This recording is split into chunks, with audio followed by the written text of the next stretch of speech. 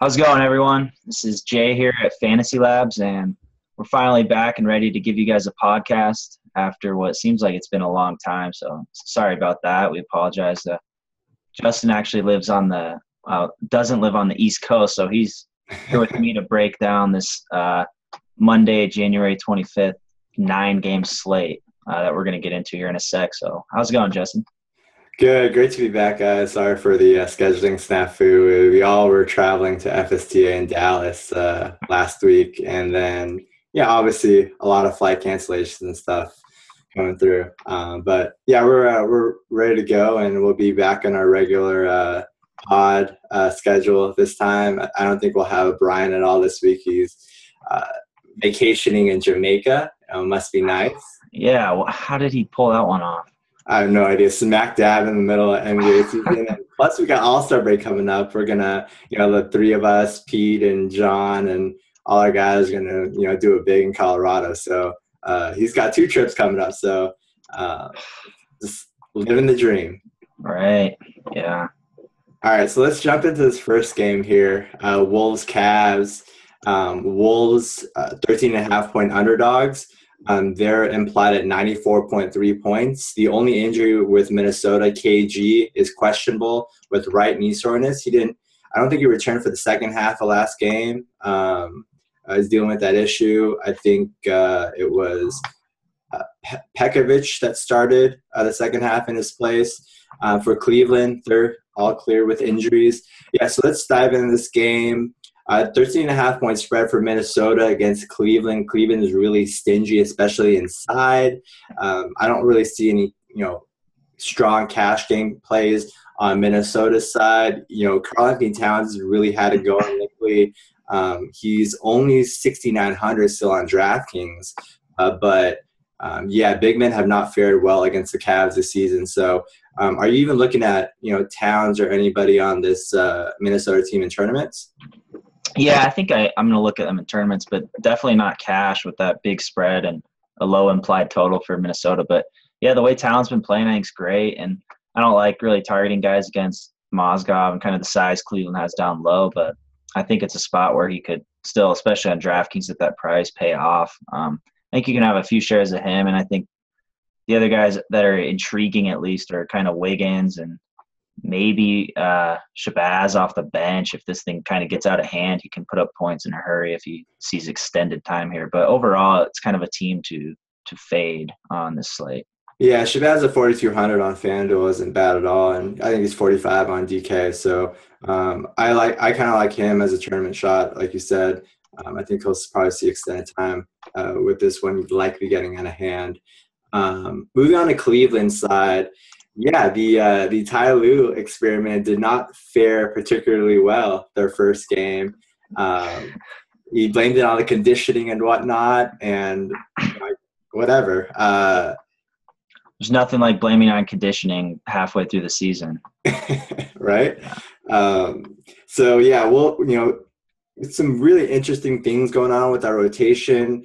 I think James Jones is the first guy off the bench for some reason, and he liked to play a lot of 3 guards looks as well, trying to get up and down the floor. In this game against Minnesota, anyone you're looking at here for cash, Jay? I'm kind of looking at LeBron a little bit, but maybe not as so much when you look at the slate as a whole. You kind of got these other top price. It's really more of just the 13.5-point spread is kind of troubling. It's not that I don't think LeBron will get his, especially in transition going against this team that is not good in that regard. So I like him to kind of get his. He's not one of my top cash game plays, but I think he definitely, is in that space. And then another guy I really like, especially for tournaments, is Kevin Love. I do think Tyronn Lue will utilize Love a bit more in the post and get him more offensively involved here. So I'm looking to kind of capitalize on that in the next couple games or whatnot, and I think this is a good spot for Love to possibly have a pretty solid game here, and I think you can have some Kyrie exposure in tournaments a little bit. Other than that, I'm not really looking at anyone on this team too much for as far as upside. Yeah, I agree. You don't want to get too carried away. 13.5-point spread. I think you might only see 3.5 quarters of these studs, and they'll have to really pack in the numbers in that limited time to really pay off value. really limits their upside here. And I do think this will be a strong bounce back game for the Cavs, and they'll show out here, especially after looking so terrible against Chicago the other day. So yeah, I'm with you. More tournament. 9-game slate. I don't think you have to play LeBron up top, and obviously Wiggins is pretty stout, pretty good defender too. So not like the best matchup either for LeBron there. Yeah, not really on J.R. Smith either. I think. Nah.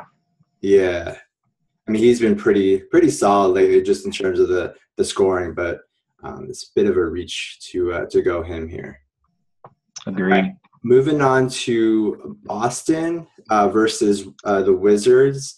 No injuries for the Celtics. We had Jay Crowder come back from his illness on Sunday, and Amir Johnson back from his personal leave on Sunday as well. On the Wizards side, they're coming off kind of an extended break because their game got postponed the other day. So definitely for this team, a great thing to have a couple extra days of rest, especially given they've been so banged up. So we should fully expect Otto Porter to be back in the lineup from his right hip injury, especially with the extended time to recover. Drew Gooden, strained calf, will play, and Chris Humphries' sore right knee is doubtful. So let's start out with Boston here. 2.5-point dogs, but a nice implied total of 105. This is a really good game to target. 212.5 total. This, a lot of fast pace, getting up and down.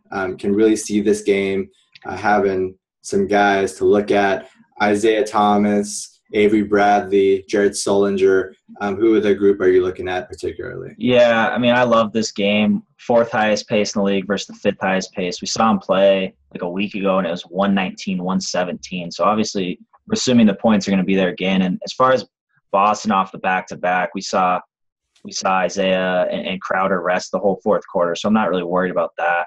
As far as cash, though, yeah, absolutely. I think you can take a strong look at Isaiah and especially Avery Bradley as well, the way he's playing and kind of the safety of minutes that he has with this matchup and kind of game flow against the Wizards is really nice. And Sullinger's a guy, probably my favorite tournament player on this team. We've seen his upside lately, especially when Amir missed that game. But I think he still has upside any given game and just not enough consistency for me to consider him in cash. So really it's those three I'm looking at a lot. Crowder possibly in cash on FanDuel, where you have to play 2 and at his price point. So he's an option as well. But really it comes down to Isaiah Thomas, I think, being the best player. Yeah, Thomas is still 7,800 on DK, which is really solid as opposed to 84 on FanDuel. So definitely get your exposure to Isaiah on DK. And yeah, Avery Bradley, 5,600 on both sides. I don't particularly mind either. It's kind of like a B plus type cash game play, but he should definitely be in the mix here. Yeah, I'm fine with Bradley. Washington's dead last in the league against 3-point percentage. Right. So, yeah, I'm looking at them to kind of have a big game this backcourt. Yeah, and Sully at 55, I still like in tournaments for sure. You just don't quite know how the minutes will shake up from game to game in this front court. So it's kind of risky to fully go in on any of these Boston big men. But the per minute production from Sully for sure has been there as of late. So he can still hit value even if he's only playing like 22 to 24 minutes, which is very realistic given how this front court usually shakes out. Anybody else in Boston? We're not looking at really Kelly Olynyk too much anymore. Not too much for me. Yeah, it's really the guys we mentioned that I'm looking at just because the other guys just don't have as much upside or consistency to consider in either format. All right, so let's move on to Washington here. One guy that I love for cash on both sides really is Marcin Gortat, 7,100 on DK and 7,200 on FanDuel, about the same price. So I think he should be given strong cash game consideration. And John Wall, still 9,200 on DK. I'm all about that. And we're coming off a back-to-back. And, even if he sees a bit of Avery Bradley, Bradley probably will see a good chunk of Bradley Beal. So I'm not too concerned about that. But I still think it's a spot. We've seen Wall draw tough matchups in the past, and just given his role within this offense and the usage that he monopolizes, he's kind of matchup proof. So those two are kind of the two guys I'm looking for on this team. Yeah, and if you can afford Wall comfortably, it's a great spot that he's in with this high total at home, fast pace, and his high floor really is the most appealing to me. And we saw last game he played the Celtics, he had a pretty decent line with 36, 7, 13, and 7 steals. So one of his best games of his career. So, yeah, I'm looking for him to have a big game again, not necessarily the same, especially with Otto Porter back and even Drew Gooden back to an extent that they're not as reliant, you could say, on him as they have been lately. But it's still a great spot for him for cash and tournaments, obviously. All right, so anybody else on this team? We're looking at Porter in tournaments at all.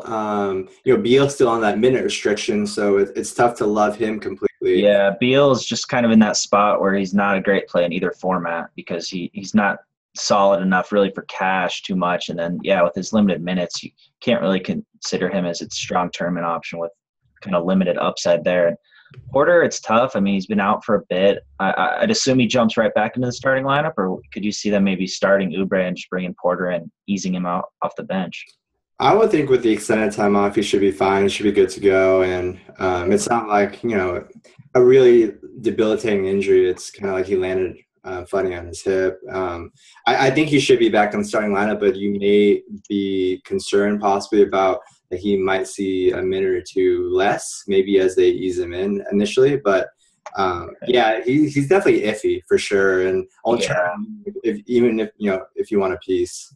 Yeah, I don't think you can call him in cash. And tournament-wise, I think it's not likely that he'll have one of his better games and offer too much upside there. I mean, I could see him getting like 28 to 30 or something, which is really nice at his price, but that's something I'm not expecting him to do in his first game back in this game. Yeah, and a tough draw against Jay Crowder as well. Okay, let's move on to the Heat versus the Bulls. I don't have a line on this one or implied totals. Do you see anything there, Jay?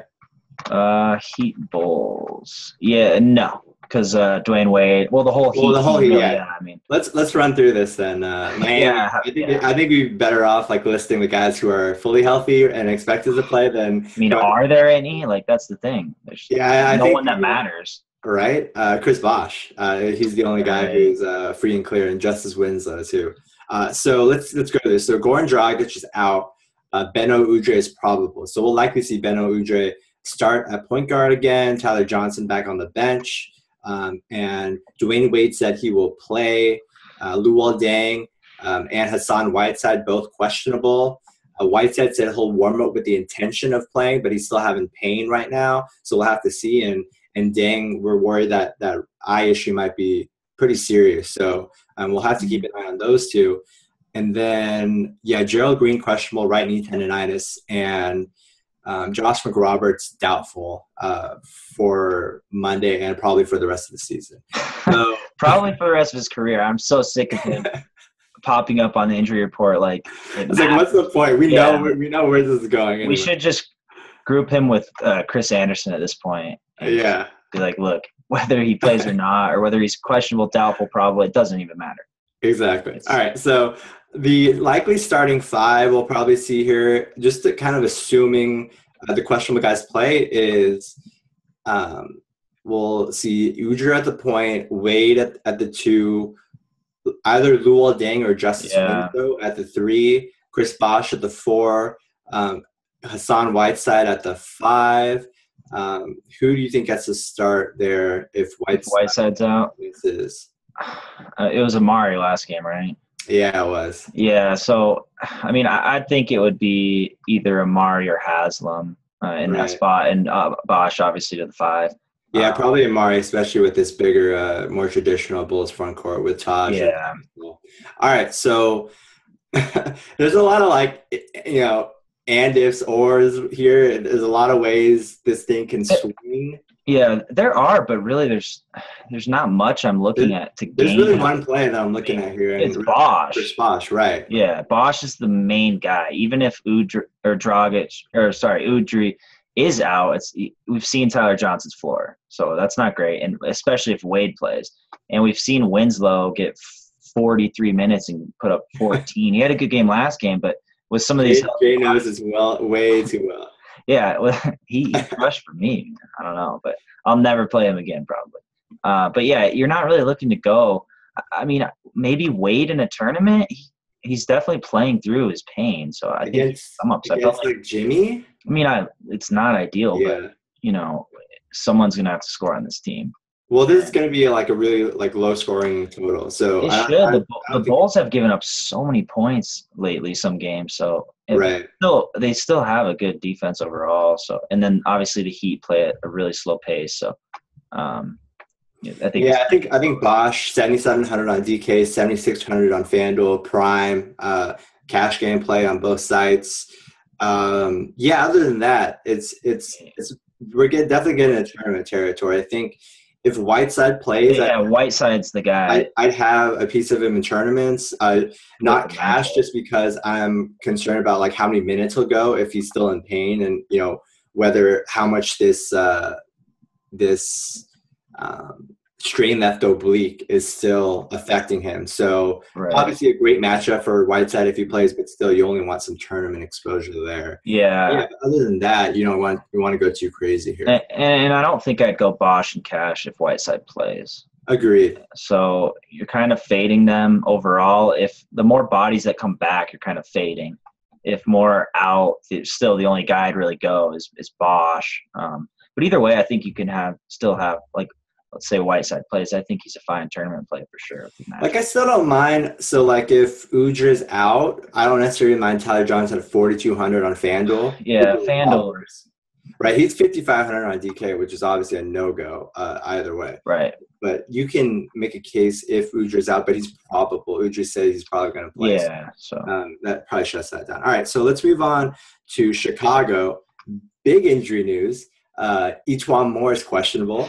Kirk Heinrich is doubtful. You tricked me, man. I thought there was like some real big injury news. But yeah, it'll get bigger than Kirk Heinrich in Chicago. Yeah, that's true. All right, so this Heat defense overall among the best. Never one that you want to target. I think you if Hassan Whiteside is out, I don't mind some exposure to Pau Gasol here. That's about it for me.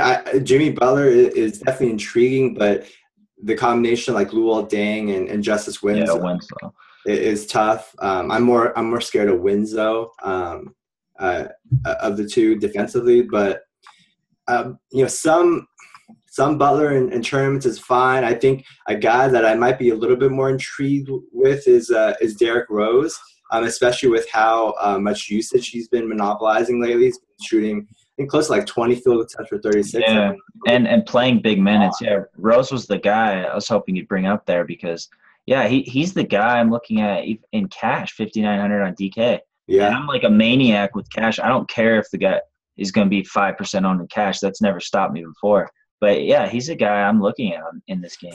I got to change my approach a little because I know you're the maniac. I'm used to Brian. Brian's like, I'm never going to play D-Rose at all. Yeah. Any scenario. And you over there playing like J.O.B. and cash and Justice Winslow and cash. You got to pick your spots, obviously. But Rose is set up well. He is. Like you said, he's taking a lot of shots. He's looking good. He's playing big minutes here. And this isn't – if you're going to attack the Heat – I mean, I'd like it obviously a lot more if Whiteside's out, just with Rose kind of driving to the hoop. But it's a spot with his price and kind of his output and even security that he has right now with these big minutes with, especially Etuan and Heinrich. That I think he's pretty safe here. I'm not saying I'm going to go him, but I'm saying if I'm looking at him, it's going to be cash and not tournament. Okay, are you worried about his ownership percentage in tournaments, or are you just worried about his upside? Right. Like I'm looking to get 28. Yeah. Which is great at 5,900. Okay. And we're on the same page with Pau Gasol if Whiteside is out. Right. Yeah, and I agree with you on Butler. I'd have limited exposure to him overall. And where are we at on any Taj Gibson at all? Taj just kind of has no upside, and I'm not looking at him in cash. You're only ever looking at him on FanDuel, where he's grossly underpriced for 2 months. So, but on this slate, I think we can find guys that are around that price point at other positions, or even that position where we don't really need to go Taj. Yeah, I'm not really looking at anybody else from this team either. Nico has very hot and cold, up and down. He put up 27.7 FanDuel points last game, but this is gonna be a slow game. This isn't a game. So it's not, the Heat aren't really trying to maximize possessions with who they have on the court, especially with all these injuries. So I mean, they're not gonna be running and gunning too much to where the Bulls guys are gonna get extra possessions than normal.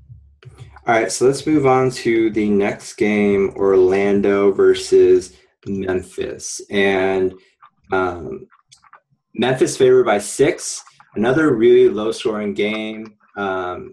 Memphis implied at 98.8. Orlando implied at 92.8. Just horrible spot for Orlando overall. No injuries for Orlando. On the Memphis side, Tony Allen is still questionable with that sore left knee and hamstring injury. All right, so let's start with Orlando side. They've been pretty juicy for fantasy purposes lately, but they run into a really bad matchup here. Probably not looking anybody in cash from top to bottom. Just a bad spot. But if you're looking, Oladipo, Vucevic, Peyton, Tobias Harris, where are you gonna pick your poison here? I'm not going anyone in cash on the Magic side, just with this low total. And the guy I would go is Vooch, but then you break down the matchup, and it's just not a smart decision to go him in cash against Marc Gasol when we have plenty of other center options, especially guys cheaper where you can kind of build a better team. So it's really comes down to tournament exposure here. And I mean, it's tough with this team. It's kind of the same guys. I mean, I like Tobias upside. I like Alfred's upside. I like them all. And if you had to pick one, I mean, we saw Depot have a big game last game. I like Depot in the starting lineup. He's probably my favorite tournament play, I guess, all things considered. Not very expensive at all. He comes at shooting guard, which is an interesting position to have a low-owned guy. So I think he's probably my favorite. Are you expecting Aaron Gordon to draw the start again? Yeah, I think he will, and I think that was a trap last game, and it'll still be a trap this game. You want him in the second unit, where you can definitely see a lot more usage and expand the role. It's tough with him. Yeah, you blame it on numbers, but it's just not a good spot for him. Just to enter a starting lineup like that, he just loses a lot of appeal. I'd much rather Chang Fry be the paper starter and see for our purposes. Yeah. Right, for our purposes. So I agree. Depot's only 6,200 on FanDuel still, which is criminally underpriced. I like him out of all the players on both sites. Depot at 6,200 there as my favorite tournament play. And I like Tobias Harris too at 6K on FanDuel. I don't mind that. I think, especially a small forward. Right in a vacuum too. I think this is probably the most favorable matchup from 1 to 5 if you're breaking down each spot. I think, I don't really love the matchups for any of the other guys. But you don't want to go too crazy here, like we said. 92. Yeah, with the low total. Yeah. To Aaron Gordon's credit, he did get in crazy foul trouble really early, but he got some points in that overtime to kind of equalize the foul trouble and then get his extended minutes in overtime. But I don't think overall he played very poor or anything. No. But yeah, I kind of question his consistency in that starting lineup as well as his upside with just the usage distribution with those, especially Depot in that lineup with him. So it's kind of not ideal, but I think he can still get his, but it's not something I'm expecting, especially in this game. All right, so let's move on to Memphis here, and I think this will be a pretty good game for the bigs here for Memphis, and I think a lot of rebounding opportunities and what should be a ugly game for the Orlando offense. I think Marc Gasol at the top here. He's a little banged up, so I'm a little worried about definitely going him in cash. But the concern with Marc Gasol really has been the rebounding. He hasn't rebounded well at all as of late, but I think this sets up to where he can maybe rebound a little bit more than usual. So I don't mind giving him a look. And don't love the spot for Mike Conley, even though he's been playing really well lately. Good draw an L. Minutes concern too. Right. with him. Right. Because Chalmers is there still off the bench. Any faint Zebo tournament appeal here in this game? I mean, I can see it when you break it down and you think of matchup to matchup and where are they going to get their points from. You look at kind of Zebo as that guy, especially with his individual matchup. I think he can definitely put up a pretty big line, but I'm just kind of worried about his overall upside to make it like that great of a tournament play. So he's certainly a tournament option, but not one that I want to have a ton of exposure to or anything. And then for Gasol, it's a spot where I don't traditionally think of Vooch as like a stingy, tough defender, but he is kind of in terms of post-ups. He's a presence. He blocks a lot of shots. So Gasol leading the league in post-up points, this isn't really an ideal spot for him to drop 30 points or whatever, where we kind of need him, especially with his low rebounding lately. So I'm not looking at him too hard, and he's not on my cash radar with some of these other options. Any appeal at all in Matt Barnes? If Tony Allen's out. Yeah, I think you can look at him. I think he's the same price on both sides, 5,200. I prefer him on FanDuel where you have to start 2. But yeah, I think you can definitely look at him in cash if Tony Allen's ruled out and he draws that start there. But I still don't think it's like a great play overall. It's something I wouldn't plug him in. If Tony Allen's ruled out, I'm not just going to plug in Matt Barnes. It's more going to be if I need to. That's the last spot. Save a little bit, right? And you have 5,200 left over. Yeah. All right, so we can move on to the next game, Rockets Pelicans. I don't have a line here. Do you see a line, Jay? No, I don't, because of Dwight's status. Well, Dwight should be considered doubtful. I think 2 days ago he was ruled out for the next 3 to 4 days, and obviously a second leg of a back-to-back makes it very unlikely that he'll be ready to play here. So, Dwight Howard's the only injury I have on the Houston side. Pelican side, we have Dante Cunningham, probable with the illness, and Eric Gordon with the fractured finger still out.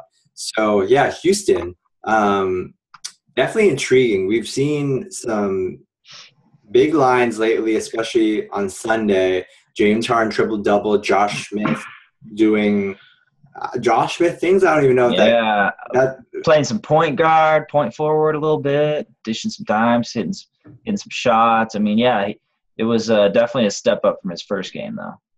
Yeah. So, and some disappointing for sure. It kills performances from the other. Yeah. Some Capella didn't do particularly well either. He's playing 24 minutes, right? 10 minutes. So. Let's break this team down. I think James Harden still without. Oh, for sure, yeah. Harden's definitely, I think, a strong cash play. Elite cash, probably one of the top, if not the top cash game play of the slate. Yeah. And I think you definitely have to take a look at Trevor Ariza as well. He's playing extended minutes on the wing. They're playing him at the 4 or 2 because they're starting Corey Brewer as well. So like Ariza, like Josh Smith. And that's about it. I think you have to look at Clint Capella with this matchup against the Pelican centers. Very weak traditionally. I think he's a decent tournament play. But anybody else stick out to you, Jay?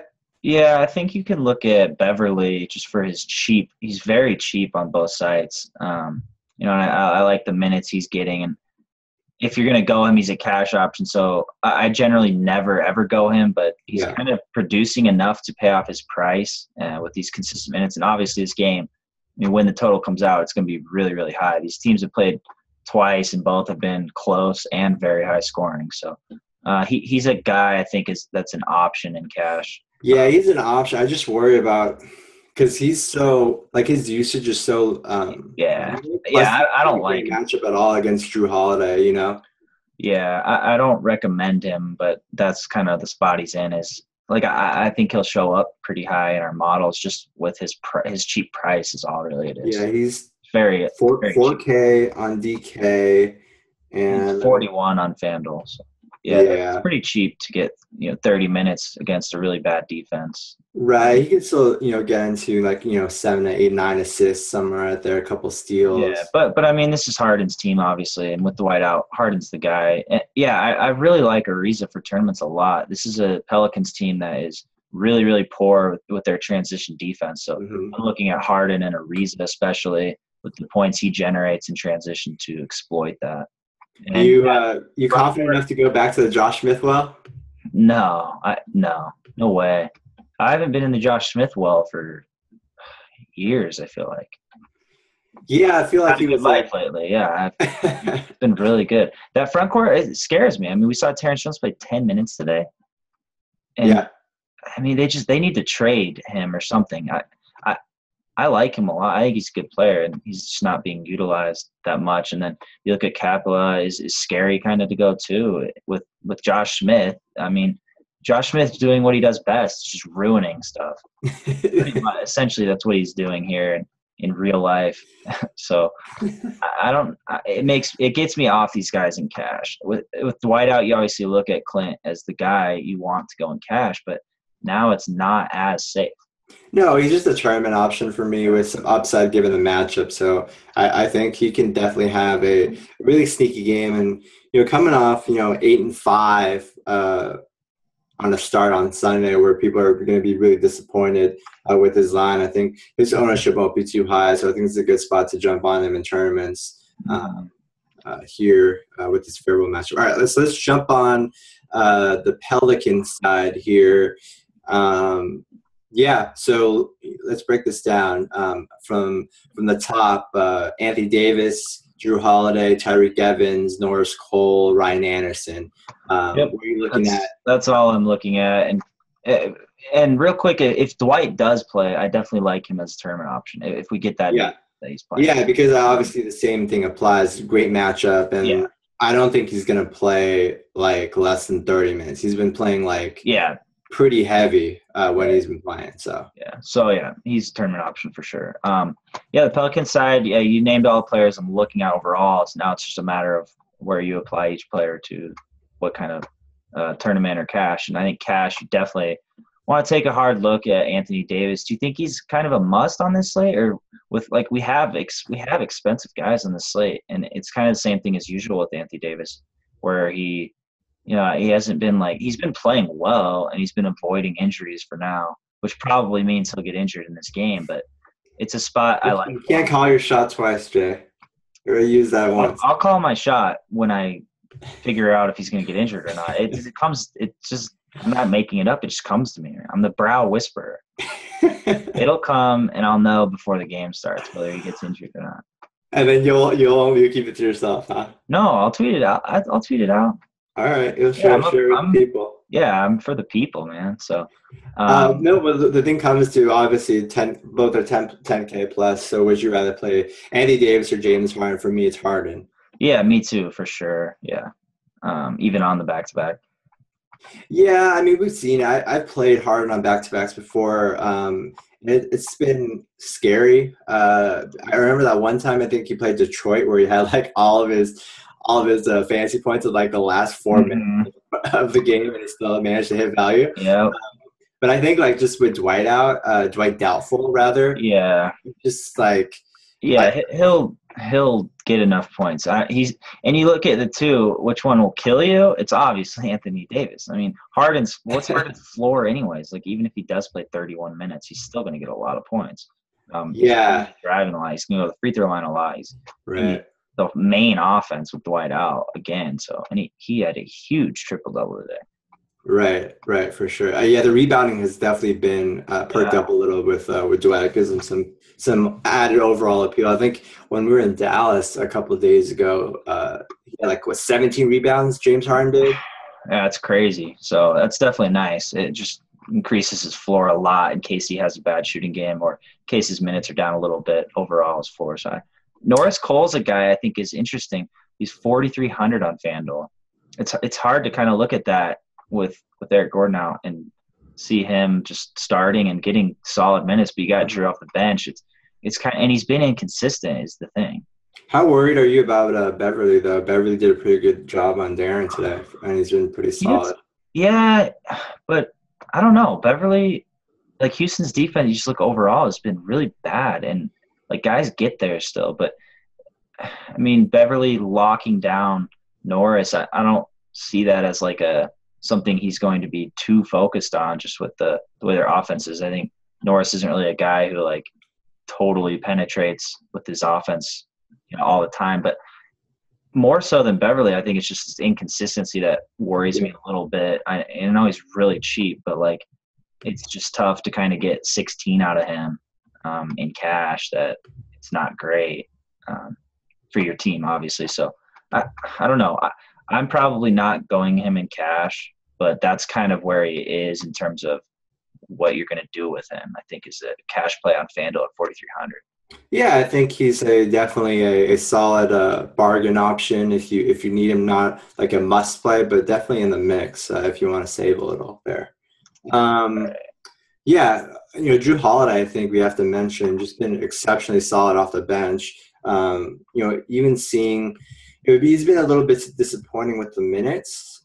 Still, I think 25 and 22 in his last two games, but I still think even if you get him like 25 to 29, even 27, he's still a really great bet to give you like 35 FanDuel points. Yeah, he's had a really high usage rate lately. I mean, he's jacking up his shots when he gets these minutes, and that's the other thing with Norris Cole. You might see Drew get a little spike in minutes here, and Norris maybe lose one or two. But I agree, Drew's been very consistent outside of one game lately, and that's not really enough for me to scare me off him. But I still probably prefer him more as a tournament option here. And then definitely Ryan Anderson tournament option. Yeah, I like the Ryan Anderson call a lot for tournaments. I'm still okay with Drew in cash. He's been at or around 25 to 26 FanDuel points in 9 of his last 10 games with that one dud against Detroit. Right. No, he's looked good. Yeah, it's more just kind of price point. Yeah, that I'm not like jumping at that price, but it depends on your roster. I think you could definitely do much worse than having Drew as one of your 2-point guards on FanDuel, for example. So agreed. He's going to get his points. So I like him. I probably lean him more tournament, but I think it's still a cash option. Agreed. So. All right, so I think we're pretty much covered from this game. Alonzo G had a couple good games with Dante Cunningham being back. Definitely cuts into his appeal and some wing minutes there. All right, so let's move on. Hawks Nuggets. Hawks favored by 5, 105.3 implied for Atlanta. And the only news there is Paul Millsap. It's probable he missed Saturday's game to attend his grandfather's funeral, but he's expected to rejoin the team on Monday in Denver. So we'll keep an eye on Millsap there. His status, if he ends up missing again, we'll probably see maybe Splitter enter the starting lineup again, but the real fantasy value there would be Mike Scott off the bench. So, let's start with let me do Denver injuries too. We got Kenneth Faried questionable with the adductor soreness, and then Jameer Nelson is doubtful with a sprained left wrist. All right, so let's start with Atlanta here. I do like Millsap if he plays in the spot. I think it's prime spot for him where he can do damage across the board, rebound, steals, and blocks, especially against his Denver team. I think he definitely has 3 to 4 steal potential. With Moutier kind of run the show in Denver right now, and he's kind of like at the top of my cash game playlist for this team. And if he misses, then you can definitely take a look at like Horford and Mike Scott, and maybe you look a little – I don't mind a little exposure to like guys like Schroeder and Bazemore, but those are definitely a little bit too more volatile and not guys I look at in cash. Yeah, I mean, I look at Korver's dirt cheap price, and the Nuggets just – they're one of the worst teams at defending the three. So I like Korver and Bazemore in the spot. What's wrong with what's the hate with Korver? You don't think he'll get like 19? I think he's been awful this year. No, he has. He's been terrible. So I just don't trust him. I don't think the ceiling or the floor is there, even in a good matchup. I would go Korver if this slate were smaller and you just kind of out of everything at shooting guard and you really needed a guy under 5K. But we're probably not looking at that. But I do like Korver in the spot, and more so I like Bazemore a bit more in the spot. I mean, FanDuel shooting guard, you don't like you can put Harden in, which helps a lot, but you still got to go one other guy, and there aren't that many guys that you can really go. I mean, it's always ugly to get that second shooting guard. What I'm worried about with Korver and with a lot of these Hawks guys is minutes. Like if this one gets out of hand, I could see him playing like 26 minutes, 24 minutes. And the Nuggets home games have been great lately, man. Watch them all. They're all exciting. Yeah, I know. They're all exciting until the very end. And when the Nuggets lose, it's a win-win for everyone. You go to the game, you have a really good time. Then the Nuggets lose, so they get a better pick, hopefully. It's brilliant. You're still not talking to me. Korver, I can see it. I can see the reasoning behind it, but I still can see the 14-point dud coming as well. So I don't mind it, but I just have a natural aversion to Korver. Maybe just call it like, I don't know if like half a season qualifies as recency bias, but I mean, I was really down on him coming into the season with his off-season right and stuff. So he's not a guy that's overall. All right, I'll say this. So Korver on another slate, a smaller slate, less options. But I think FanDuel, I mean, I'm looking at right now, and Harden and Avery Bradley are probably the two guys that I'm looking to plug in there. And Bazemore, I think, is an option, but Avery Bradley's only 400 more and playing the worst team defending the three compared to the third worst in the Nuggets. So, yeah, and I agree with you. Millsap for sure, if we get word that he's confirmed playing. If he's out, I think Mike Scott, his cheap price is intriguing, and certainly Horford here with a good matchup overall. If Millsap had to miss this one, and Teague's minutes are very shaky. You brought it up with the Hawks minutes. It's definitely not great. So I think Teague. Maybe no, I'm not looking at Teague at all. Not at all, because I think Schroeder's the guy I would look at. Right, because he says Teague's ankle is still bothering him, and he's legit play like 24 minutes in that crunch time like the last couple games. So like I want nothing to do with Teague. Yeah, I think Schroeder, John Daigle, one of our writers, had a great trend that he posted about him in double-digit spreads, and this doesn't really qualify. I think this will be close enough to where maybe T gets like 25, 26, cuts into Schroeder's appeal a little bit, but I still don't mind Schroeder in tournaments. I love Schroeder in tournaments. This is a team that's really easy to score on, and Schroeder could definitely rack up the dimes here really quick. So, yeah. So you guys pricing 5,200 on FanDuel and 5,200 on both sides. Yeah, I mean, he's not cheap or anything, but. So would you go Schroeder or Bazemore in tournaments? Schroeder for sure, I think. Okay. Yeah. Low ownership and I think a little bit more upside with his assists. Okay. Both are fine, though. I think the way you broke down shooting guard with Harden and Bradley puts Bazemore as kind of consideration there as kind of like a third alternate option. I'll say if when I make my team tomorrow and I'm struggling to spend at shooting guard, or I allocate Stop it. If I go Korver, I will let everybody know. Okay. All right. Just post your line. Yeah. Well, I'll post my lineup if I go Korver for sure. Oh, yeah. Okay. But I like making money, so I'm probably not, but there's a chance. I'm not scared of Korver in this matchup. He's not scared of anybody. I'm not. Yeah, I'm absolutely not. All right, so let's go to Denver side. Moutier is going to see the start again and draw pretty heavy minutes with Jameer Nelson still doubtful. Gallinari is just a guy that has been on fire lately. And I think he's at the point where you need to consider him in cash and be up there with one of your top considerations, given the way he's been playing, given how much of the offense he's been seeing. And, I don't really mind the matchup too much in the spot.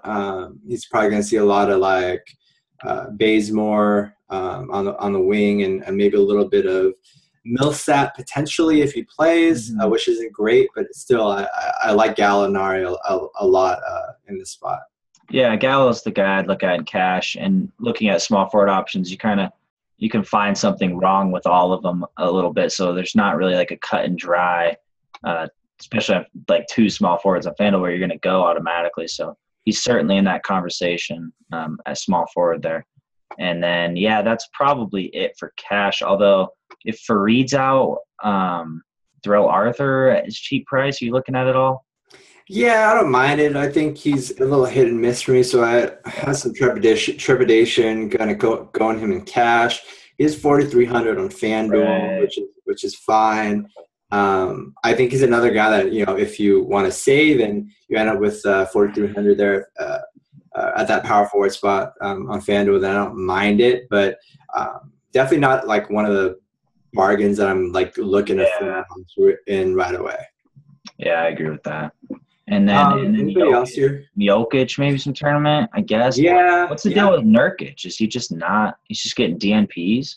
Malone said he's worried with his conditioning. So I don't know. I don't see what if you're worried about his condition, just play him like 8 minutes. Then I don't know why you. I think they're just trying to lose at this point, and they know if they play Nurkic, they're gonna win. Yeah. Right. Yeah. So I don't mind Jokic at all. We've always liked that center spot for Denver. Really, whether they're playing 18 minutes or 22 minutes, it tends to be a really favorable spot where all those guys, Jokic and Joff Laverne, can produce. So Jokic seeing the minutes as of late, so I don't mind him in tournaments. And yeah, Moutier. What do you think about him in the spot against a gimpy FT? Yeah, it's tough. I'm trying to think. I played Moutier. I think it was last game, and he was hitting some like 19 footers. I mean, he was stroking. He actually hit some shots. It was incredible to watch. Like I'm just expecting every shot of his to be an air ball or corner clank. But Jameer, we've seen these minutes he's been having. Jameer doubtful. I think he's certainly an option. He's 5,200 on FanDuel. So that gives him an implied of around 20 points. And he's crushed that. Yeah, he's been like 25 to 29 lately. Yeah, you get 26, 27 out of him at 52. Right. It's kind of hard to pass up on.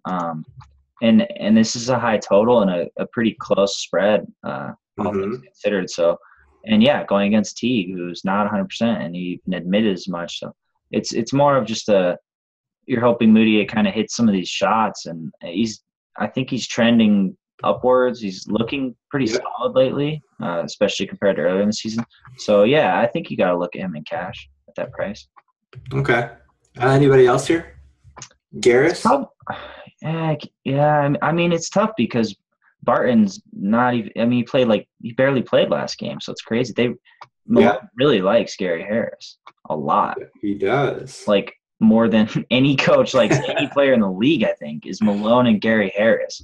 It's crazy. No, I'm not looking at him too much. Yeah. What about Fareed if he's in and Millsap's out? I think Fareed, regardless, is like a good tournament play. Yeah. Even if Millsap plays. Obviously Millsap being out helps them a lot, but like I don't mind Fareed at all. I don't either. And Fareed's one of those guys that has a big enough sample size where you look at his home road splits, and it's just Fareed at home is just a lot better. He's like a player who just plays off the crowd. Right. He's an energy guy, so it makes sense. Yeah, it makes sense. I mean, yeah, you break it down. So yeah, I don't mind him as a tournament play at all. 5,800 on DK. Yeah, I think it's a good pivot too. I think he'll be low owned, especially with the injury concern here. So I don't know if it's really worth it to take a chance if we don't know if he's playing or not. He might just be throwing money away. But if you have a bunch of lineups or whatever, and you feel you're fine throwing away $3 with a Fareed lineup without knowing the status, then go for it. We're gonna throw away a lot more than that with Corver, Jay. So what's another couple bucks? Now I really want to go cash. Well, I'll just slide in those challenges and hit you up, and let's see if you will Corver. Yeah, I might. I really might. Right. I'll think about it. All right, let's see. So let's move on to this next game: Detroit versus Utah. kind of middle of the pack, not too high a total here. Utah 1.5 point favorites. Detroit 95.8 implied. Utah 97.3. So not a game we really like. Detroit's fully healthy with their same starting lineup as they have for the entire season, pretty much. And for the 56th consecutive game, Derek Favors is questionable with back spasms. Yeah, it's horrible, man. And they're just releasing no information. It's brutal. At all. It's and brutal. The beat writers they're tilting me every time they're so quick, and like when people question, like, hey, maybe there's something going on, and they're like, nope, just back spasms. Like, that's it. There's nothing going on. I'll come back when I'll come back. Yeah, it's like, well, not a red flag that he's missed like a month with back spasms. I don't know. Yeah, it's not. This is as usual, guys. I get these guys are like employed by the team. They're not really gonna. I don't know. It's not like the Frank Isla kind of type where they're gonna bash their own team. They're not in that position, so I get it. But yeah, it's something.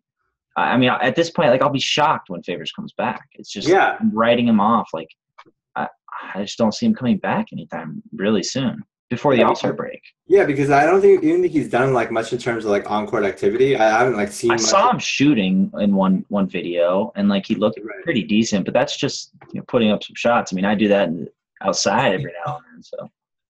Jay's what's your injury report? Questionable. Always questionable. Yeah. So. All right, so let's start with Detroit here. Your boy Drummond tilts to the other day. A little bit too much Aaron Baines for your liking. Drummond 2 fouls in the first 2 to 3 minutes, and then barely played the rest of the way. The fouls were one thing. I mean, that's something I can deal with. But when I watch a game on TV with Van Gundy just like letting Drummond get out there for 30 free throws, like he doesn't care at all. And I'm like, oh, that's cool. It's good for me. When I roster Drummond, I don't have to worry about him pulling him. And then I fade Boogie at 63% ownership. God. And like, oh, I got Drummond. I was, watching the game with some friends. I'm like, oh, Drummond's gonna eat. And then the fouls, and then it's like Van Gundy just yanks him. I'm like, are you serious? So, yeah, that's definitely not fun. But, Yeah, it was like a 50-point swing between it was big. Boogie and Drummond. Yeah, it was real big. And a lot of my matchups came down to a few points, so it's disappointing. But, you got to have a quick memory. Either way, I'm not looking at Drummond in cash, obviously. Go Bear. So, yeah. But I do think he's intriguing for tournaments, though, still. Yeah, I don't mind it. Yeah, I always think the profile of him fits the term, and like a Whiteside type is fine. Exactly. So yeah, but I just don't love this matchup, so I kind of question his ceiling a little bit. Gobert is just so solid defensively. I don't know. I just think he gets the worst. He comes out the worst out of this matchup of the two. Looking at this. The rest of his team, I think it's mostly just tournament plays. And it's kind of even like not good tournament plays. Right, like guys, Rich Jackson's kind of always an option, but I like him too hard. And then like Marcus Morris, that's just throwing a dart. I mean, that's not a great tournament play. And Pope, Pope's minutes are going to be there, but I mean, his upside is not great really overall. So with this low total, and obviously they're playing the team that plays at the slowest pace in the league, so this isn't a great spot. The guy who's actually been the second best option recently for Detroit is Ilyasova, averaging 29.1 DK points over the last week.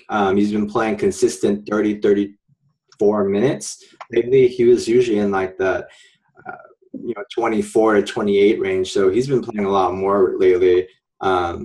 Ilyasova, let's see, 5,500 on DK, 5,700 on FanDuel.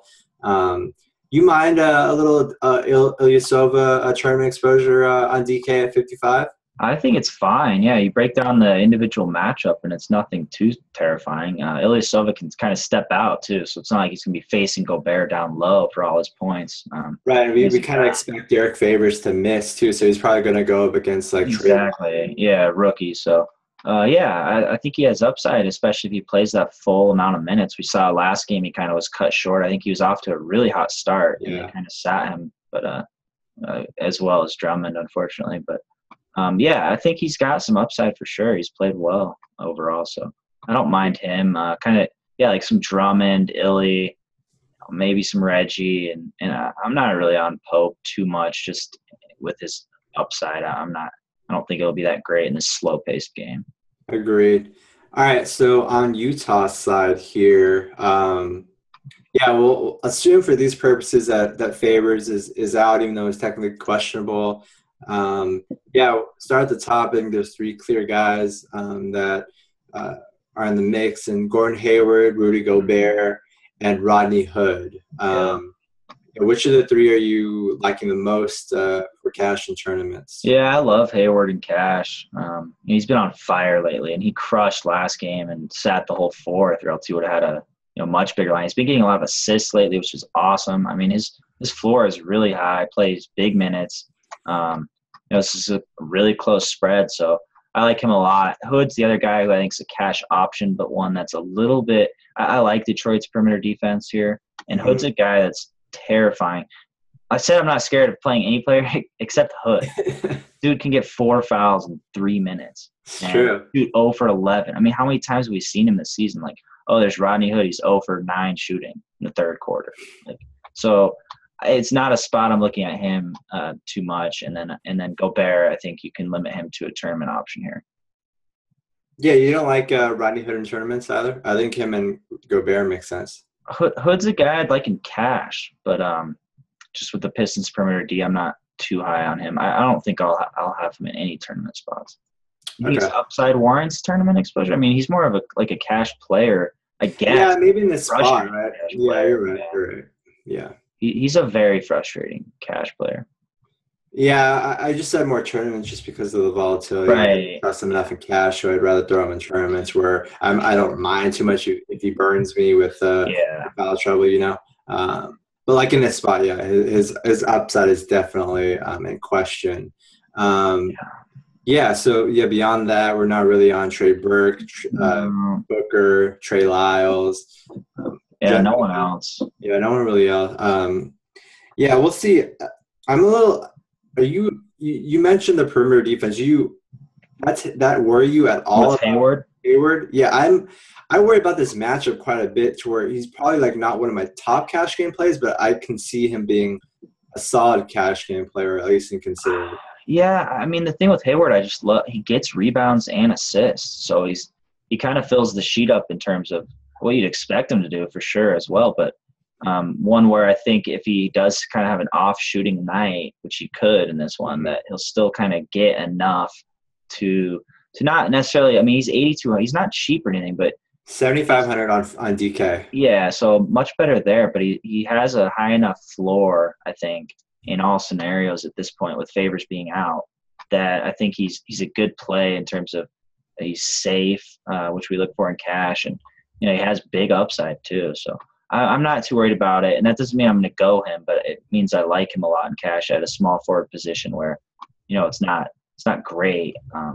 So he's a guy I think I probably like. I mean, Kawhi I think is a little bit safer for sure, but overall I like Hayward in this spot still. I'm not too concerned about the defense. All right, so let's move to the next game, Charlotte versus Sacramento. Charlotte, we got Nicholas Batum and Jeremy Lamb, both questionable. And Cody Zeller, sprained right shoulder ligament, out at least a week. Sacramento side, we got Rudy Gay upgraded to questionable with that left heel contusion. We don't have a line or total for this game, right, Jay? Yeah, I don't see one because, Batum and Gay. Yeah. All right, so let's start with the Charlotte side. I think definitely one of the top cash game plays, given his form and given the usage that he is, Kemba Walker. I just don't think you need to get cute here with anything. And even if Batum is back, I still love Kemba, especially against his matchup against Sacramento. I expect this total and to be really high, the highest of the slates, because now there's a team that likes to defend, and obviously we know that point guards versus Sacramento we definitely like that spot. Rondo, definitely an overrated defender. And Kemba, 57 DK points over last week on average. So definitely one of the hottest players out there, and definitely a player you want to throw in your cash game lineups if possible. Yeah, I agree. He's a guy I'm really focused on getting in on both sides. 8,600 on DK, so I like him a lot there for sure. Just kind of throw him in almost at this point already. Just with all things considered, and the Kings play at the fastest pace in the NBA, so this is a great spot for the Hornets overall. I think it's tough. I'm torn on Spencer Hawes because he's still just so cheap, and we've seen him obviously easily pay off his price the first two games. The first game he got some overtime help, obviously, but he's generally in a spot where I would love to go him in cash, but I'm a little bit worried about the matchup with Cousins, just foul trouble. I think Kaminsky might be a little sneaky tournament play just because for sure. Cost to be in foul trouble. I totally agree with you there. So that's why I'm kind of going contrarian and taking the backup in this situation. Might see a extended run in this spot if Haas gets in foul trouble. Yeah, so it's something. I mean, you're not paying a lot for him, so I think he's still a pretty solid cash game play. But it's definitely there. I think there's some downside here with how much Boogie gets his opponents in foul trouble, and Haas being Haas. Yeah, I think 3,800 for FanDuel for Haas is still fine, even with the foul concerns. And I think you definitely like Kaminsky on FanDuel at 4,400. So the problem is with Haas, you run into, and this is the same game, is for me personally, it's probably going to come down to, am I going Haas or Cousins? And obviously there's like a 7,500 price difference, 7,400. So it's obviously big, but do you really want to fade Boogie the way he's playing and risk Haas first Boogie? I mean, it's kind of, you're in that spot, but then at the same time, you look at kind of some of these other guys like Harden, Kemba, you throw them in, and then it gets a lot harder to afford Boogie. He went up in price too. With Kyle Korver, and boom, there's your value play. Oh my gosh. Yeah. Boogie's gone up in price too. So yeah, he's really high. I think he was the same price though on FanDuel, 11-2 when on DK, yeah. Right, and he was 63% owned in cash last time at 11-2. So I think he was like, I had him projected at like 58 or 59 DK points last game. I think that was among the highest I've seen so far this season. I mean, he's just been a monster lately. It's really hard to fade him in cash. All right, so let's finish off Charlotte real quick. If Batum is out and Jeremy Lamb is out too, I don't mind some Jeremy Lin exposure. He's so up and down for me to where I'm not going to touch him in cash. But he's been having some tournaments, hope he pays off. Definitely not a guy I would count on though. Especially for consistency. Yeah, I agree. I like him a bit more in general, just with this spot. Yeah, right. So at 5K, if Batum and Lamb are out. But the other thing is we probably won't know. There's a strong possibility with this being Charlotte finally playing a late game. I feel like every single game, I feel like they're the first one to tip off. So it's something we might not know, especially kind of more on the Batum side. And they're really good with their injury news though, overall. They've been probably the best team, I feel like. Charlotte? Yeah, the complete opposite. They usually release full injury reports the day before, multiple of them. Yeah, they're really solid. Yeah, they're good. Yeah. So maybe we should know. We should have a good idea. I think after shoot around on Monday. Yeah, I'd agree. So and Lynn, I think is a cash option. But yeah, you're right. He definitely is a bit inconsistent with some of these starts here. So but this spot though, with the spot's really good. I'll make an exception. Yeah, so he's a cash, and then let's say Batum is out and Lamb plays. I like Lamb in tournaments. Assuming Lamb gets that start with Lamb in the second unit, kind of by himself. So. If Batum is out, Lamb and Lynn play, are you off Lynn in cash? I am, yeah. Okay. That kind of puts me, just the minutes. Consistency and, with Lamb, so. Okay. All right, so let's move on to Sacramento. I think, Boogie, 11K on DK, 11-2 on FanDuel, but still probably my top cash game play of the slate. Especially, I don't think Cody Zeller is that great, but like him being out just forces them to play Spencer Hawes. Yeah, they're so thin in that front. Yeah, so and this that's is like a slam dunk cash game play. I think he's number one cash game play out of the slate, even above James Harden. I just don't think you want to start a team. I don't think you want to have a team without Boogie. It's just gonna kill you in cash. I agree. It's tough because the guy you can save a lot of money on is also a center, and that's Hawes. Right. But like we've brought up, it's a tough spot for him in terms of guarding Boogie, just getting in foul trouble there. So, I lean the Boogie side in cash that you're going to pay up a lot to get Boogie and not save and get Hawes. And I think it's a lot harder. I think you can play Boogie and Harden and Kemba on FanDuel even, but I don't think you can really do that on DK. Agreed. You're going to have to sacrifice. Yeah. So what do you think your strategy on DK is going to be? I'd probably sacrifice Harden. And get Boogie in there and then kind of just get some of these other solid plays that are consistent. I mean, Kemba maybe, and maybe just go kind of cheaper at shooting guard. Okay. Yeah, I can definitely see that. All right, so Rudy Gay is questionable. That kind of takes away any appeal from Omri Caspi if he does play. How are you feeling on Rajon Rondo? Been pretty solid lately. Yeah, I mean, I'm not like opposed to him in cash, I don't think. But we look at some of these, like I'd much rather have Kemba, so it's kind of like there's no need to go Rondo in cash, I don't think. No, because Rondo's only $100 cheaper than Kemba and DK, right. $700 cheaper on FanDuel, and then obviously. Yeah. So I like Kemba more, but it's a solid pivot to get like a triple double out of Rondo in a tournament if Kemba has an off night. So I definitely think Rondo's a strong tournament play here as a pivot in terms of ownership. Obviously, is a big one. So another guy I want to mention here is Willie Cauley-Stein. Yeah. So if Gay's out, I mean. He's a cash play all day. Right. Yeah. Very sure. So even if Rudy Gay does play, I think you can still look at him. 4,300 on FanDuel and 45 on DK. The thing is, like Rudy plays some four, so that kind of takes away a little bit from Willie's minutes, but I don't know. I still think he'll see enough minutes there, and I think we'll see guys like, I don't know, Kosta Koufis and so on DK, they play different positions on there. So would you be willing to go Willie Cauley-Stein and Cousins in cash? Yeah, I mean, in this spot, this total is going to be crazy. Oh yeah. So on FanDuel, that's just another problem with the center position. You have Willie Cauley-Stein there too. He's 4,300. He's been doubling, so he's obviously paying off that price. But then we run into the same thing. It's like him, Haas for cheap, and then you're going to have to fade Boogie if you do that.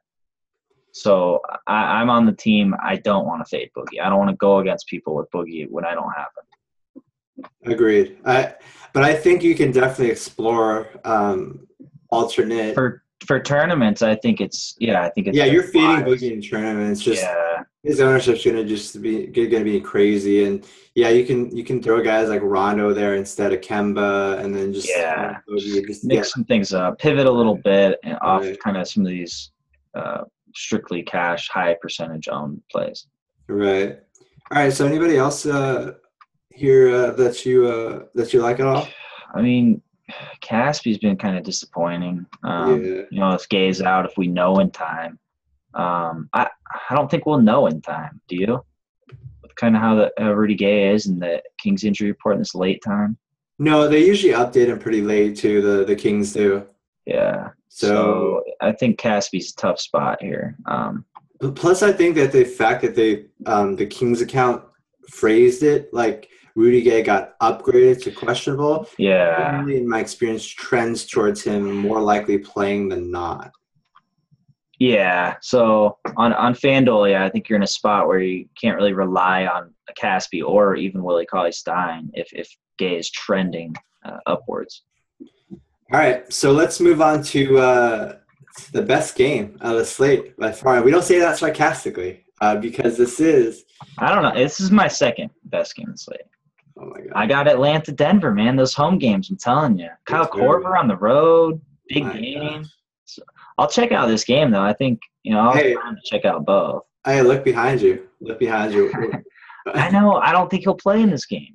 He will, though, because Tim Duncan's out with right knee that's true. soreness. And yeah, I mean, I could see I think Golden State's going to – do you think they'll cover? I think they will. Yeah, I do too. Yeah, so this is going to be, a crazy game. I'll be at this one, my first Warriors game this season, kind of free up some time on that schedule. Meet up with Brian going to Jamaica. You're going to Warriors games.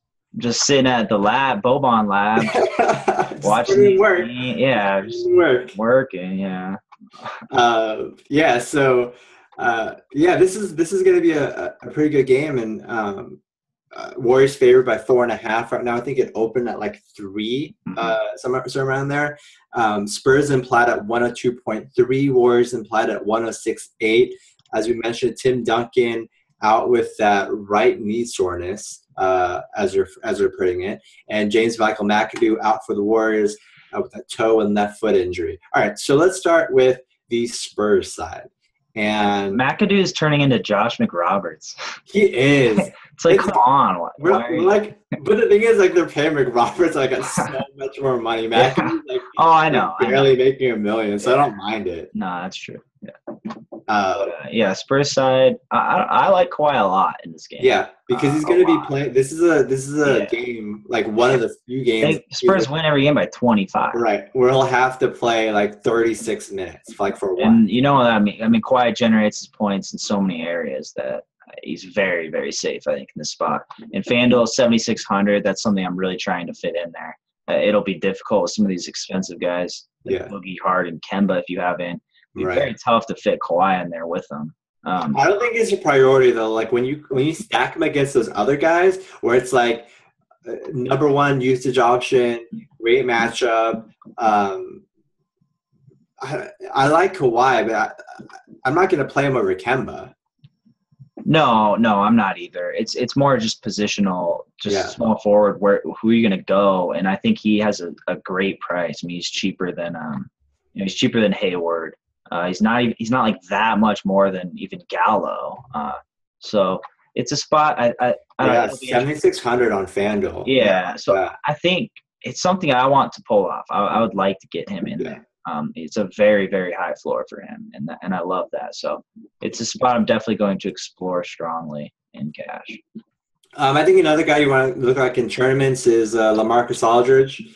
Definitely is going to have to play an expanded role offensively in this one. And I think this kind of, I think he'll play a lot. I think he'll play a lot of minutes. They'll have to downsize a little bit. I think we might see Kawhi play some 4 maybe in this one. Aldridge the 5. I don't think Duncan be not, as great a player as he isn't necessarily terrible for the Spurs. I know that doesn't make any sense in a vacuum, but given the Warriors play small, I think we'll have to see Pop choose between Duncan or Aldridge. Really, I don't think. I think so, but Aldridge presents kind of a matchup problem. Aldridge gets his shot off kind of from the elbow, and that's what I'm saying. Yeah, it's like a strong presence. So I think with Duncan there too, I think it's more of a problem for the Warriors. Yeah, we'll see. But it will be very interesting to see what Pop does in a 7-game series. I think teams want to play big and counter against the Warriors small ball, but what usually happens is coaches end up, caving and kind of going like we saw this with Cleveland, right? We ended up seeing LeBron have to play center to match up with Draymond, and that's what the Warriors end up doing. But we'll see what. This will be an epic 7-game series in the playoffs. Yeah, and just years past with Popovich, the way he treats these regular season games where we get all excited, I feel like they're always kind of disappointing. Yeah, because he's just not going to show his hand, Yeah, exactly. I mean, it makes a lot of sense. Why would you? So, but either way, I don't think it's going to be like a blowout. No. For our purposes, I think it's still the same where we're treating Kawhi's cash option, Aldridge is a pretty solid tournament option. And then So, yeah. Anyone else? No, I'm not. They're just so deep. David West, Ginobili, Danny Green, Patty Mills, Boban are pretty much the Tony Parker too, obviously. Yes, yeah. Sorry, I didn't mean. What do you think about like Ginobili as a cheap punt play? Because the thing with him is always minutes, right? Yeah. That's when maybe he Well, plays. he's never gonna. I don't think he'll ever really, until the playoffs at least, get that many minutes. I just don't see I'm it. saying like 22 to 24 is like what I need from him. Well, yeah. I mean, we saw last game. He can definitely fill it up. So yeah, I think he's fine for tournaments. Absolutely. I think he can have a pretty big line here, coming off the bench, and obviously they'll need him to produce to stay in this game. So, Yeah. But yeah, I'm not looking at Tony Parker too much, really, just as far as like his upside. Agreed. And obviously, you can't go him in cash, so it's Yeah. it's mainly Kawhi, Aldridge, and yeah, I guess some Manu in tournaments is fine. All right, so let's go on to the Warriors side. And Steph Curry, 11-2 on FanDuel, I believe. Is that right? Yeah, 11-2 on FanDuel, 10-6 on DK. And, yeah, against the Spurs, I think he'll have a really solid game, but you're not playing him over James Harden or DeMarcus Cousins. I'm with you. I'm off him in cash, but I love him as a tournament player. Do you love him as a tournament player? I think he's like an ideal pivot from Boogie, I think, and Harden. So you can go like Harden, or you can go like Steph, Rondo. Kind of differentiate yourself that way from those two positions there. Yeah, and going along that, I think center has like the most unique plays kind of in the middle. I think most people will go Haas or Cousins. So you have a lot of guys like Horford if Millsap's out. Even like, Gobert is a tournament option. You have a lot of guys. I think you're going to find really low ownerships. And spot, if you pair someone like a mid-tiered center with Curry or something, you're getting a really unique lineup that can have a lot of upside. And you're fading Boogie, of course, but that's what some of these big tournaments are about, is getting Boogie on one of his off games or whatnot. So I think Curry is a great tournament option. And then Dre, I like him a lot as a tournament option here. I'm not too high on Clay in this game. No, I'm not high on him either. Danny Green and it's just not a spot. The Spurs guard the perimeter so well anyway. Right. So it's not they're extremely disciplined. They're not going to leave him wide open. Exactly. Yeah. And that's what he kind of thrives on, the catch and shoot. Yeah, and beyond this, I don't. You have any interest at all in Bogut? Bogut's the guy I'd look at, yeah. But then you look at kind of some other centers there, and kind of think like, okay, what am I going to get out of Bogut that's really going to bring me to the top in a tournament? And that's kind of when I question that. So I think limited shares. He's not by any means one of my favorite tournament plays or anything like that. So it really comes down to Curry and Dre in either format, really, for me. Agreed. All right, so let's run through these positions by position. I'll grab the backcourt and the wing. We'll go through on DK real quick. Let's see here. All right, point guard, Steph, tournament option. Where are we at on John Wall? Cash. Cash. Kemba. Even better cash game play. Yep. We like Rondo as a tournament play. Isaiah is kind of like a BB plus cash game play. We kind of throwing out these other names, and these are better cash game play than Isaiah, but he's in a good spot. Up-tempo game probably. Yeah, Reggie in tournaments is fine, but not really. Yeah. Drew Holiday, we're fine with him. I'm personally fine with him on FanDuel and cash. Tough spot for Orlando, so not loving Elf too much. Conley, we're worried about the minutes. D Rose, we like as a tournament play. The usage she's been seeing lately, cash game play rather. There's probably not like a strong need to go him there. but I'm fine with him. It's just kind of like a contrarian cash game play that's not. Yeah, right. So it's kind of weird. Given the way this you're not going to play him in cash. Just giving you all these other options. Right. You're like, is he? But I mean, like utility 5,900, just getting an extra point guard, I don't think is horrible at all if you already have Kemba in there. Yeah, so I'm more contrarian cash than tournament because we worry about the upside against Miami. Right. Moutier we like. I think on FanDuel as kind of, I guess, a contrarian cash game play too with Jameer Doubtful. Jeremy Lin tournament play.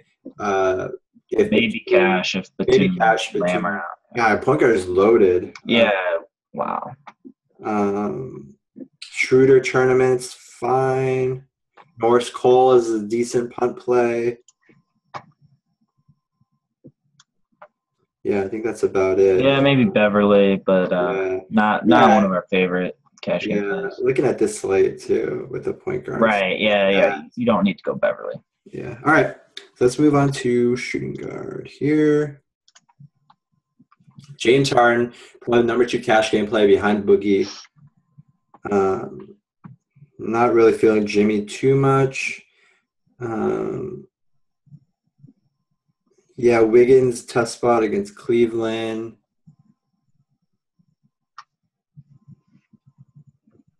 Pretty ugly shooting guard, huh?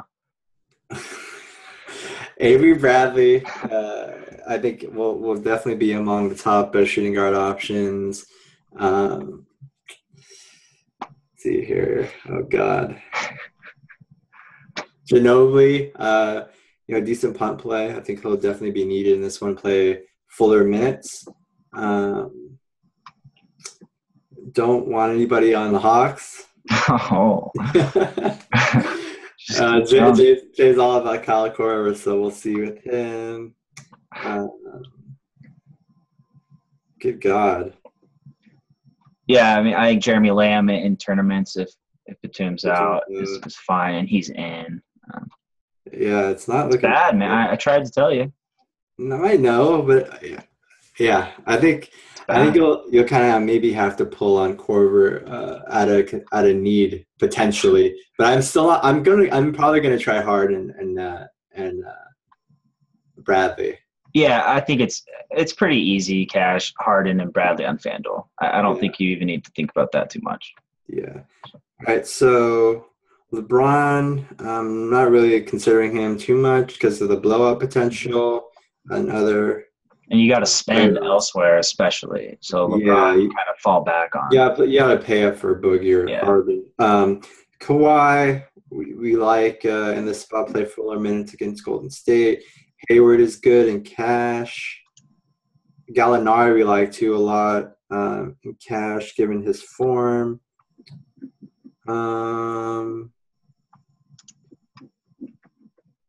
Jay Crowder worth a look potentially, but not too strong. Tobias Harris we like in tournaments. Bazemore is fine in some exposure.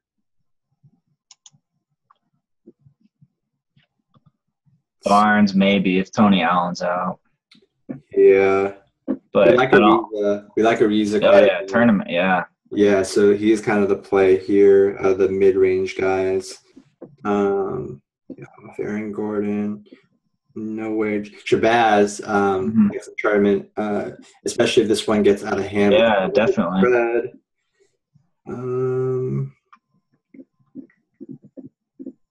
I think that's about it for small forward. Okay. Yeah, pretty tough too. It's really loaded with like center and point guard. Point guard just loaded. So power forward on DK. Obviously, DeMarcus is our number 1 play.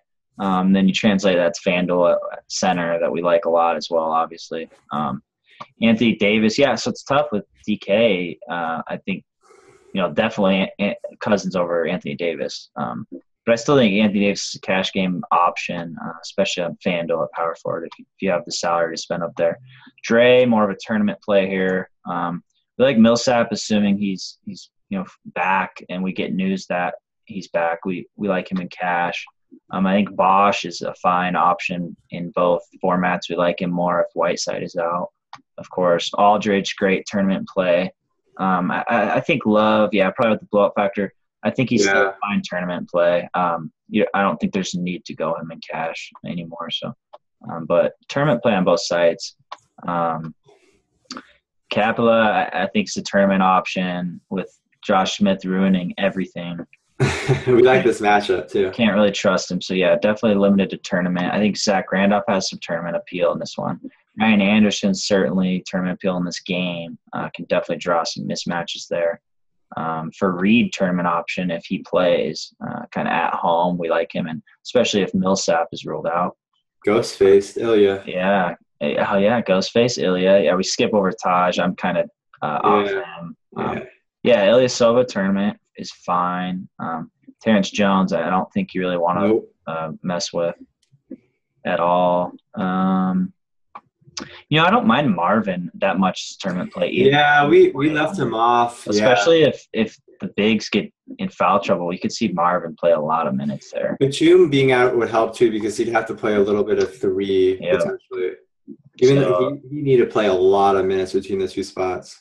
Yeah, and he's a guy who doesn't have crazy high upside or anything, but that's a really cheap price and definitely will draw low ownership. So I don't mind him in some tournament exposure. Darrell Arthur, I think, is not a horrible cash game option, especially if you're looking for a guy to save at and as a forward slot, as your forward position or even power forward. Obviously, you're going to try to get Boogie in there, and that's only if Fareed's ruled out. After that, you want some Josh Smith exposure? Not really. I think people are going to be. I think his ownership's going to be a little bit too high, especially in terms. So definitely off in tournaments, and I think he's like borderline cash. I don't mind it. Yeah, that's a cheap price. Yeah, I'm not going to start my roster with Smooth, but I think you definitely consider him. I think that they've liked what they've seen. I think Bickerstaff and those guys, his first two games, just kind of look to get him more involved. I think his floor with his minutes is pretty safe at this point. Yeah, he's always kind of produced in time. Yeah. So do you like Mike Scott more if Millsap's out than Smooth? Tough too. Let me see. I'd probably go Smooth, honestly, just because of the versatility with his stats. Just got out a little bit more.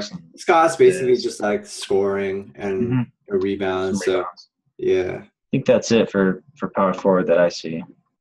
Scrolling down. Yeah. All right, let's go to center, another stack position. So DK. Wow, Drummond's the highest price. So Drummond, maybe some term exposure, just kind of low ownership, but obviously a brutal matchup for him. Yeah. Gobert. Powell, I think we like quite a bit in tournaments. If Whiteside is out. Yeah, if Whiteside is out. Dwight, I think, even though he's doubtful, expected to play, I think if there is word that he's playing, I like him a lot in tournaments. Vooch, I think he could have some term exposure, but definitely not one of my top plays in that matchup with Gasol. And Gasol, I like, but I don't like the matchup really for him either. So kind of more of a tournament play here. Whiteside, definitely a tournament. If he plays, we like that spot for him. Gortat, I think, is a cash option. Yeah. Both sides. Horford, I think, enters cash game consideration if Millsap's ruled out. And if not, I think he still deserves some tourney exposure. Karl-Anthony Towns probably no. Yeah, not really a strong option. Gobert, I think you can have some tournament exposure at just 6,400. It's a pretty cheap price for him. Solinger, some tournament option. Kaminsky. Yeah, again, it's interesting range. Yeah. Yeah, we like Kaminsky a lot in tournaments with the foul trouble that Haas might get in early. Jokic, I think, is a fine tournament play. Willie Cauley-Stein could definitely be cash if we get word that Rudy Gay's out early. And then Spencer Haas is definitely a cash game play, but one that I'm kind of hesitant to roll with just kind of the foul trouble and just Boogie just abusing him. So it's kind of worrisome there, but he's still certainly a cash option, especially if you're really trying to load up on these other high-priced guys and you got to save at center. Boban, man, that's tough. Boban's always the nuts. Yeah, Boban with Duncan out. After that, I believe it's That's it. Yeah. So I think overall you have a lot of cheap options. I think this is a weird spot because there's like a lot of contrarian cash plays too. Like I think it'll also be pretty easy to put up a tournament lineup too. Like we said, just a lot of different variations and yeah, like the center options that you can pivot off of. Mm-hmm. There are so many of them. Yeah, I love this slate for tournaments. Yeah, I think you can get really weird. You can get really weird at point guard too. There's so many options at point guard. Like even if you want to like Isaiah, some of the other guys that we're talking about, like guys who like won't be owned like at all, just because of the depth of the position. Yep. Yeah, it's definitely a good slate to pivot into some of these low owned guys that probably shouldn't be that low owned on maybe another day or another slate. With some of these guys like Kemba, guys who are going to draw high ownership here. Right. All right.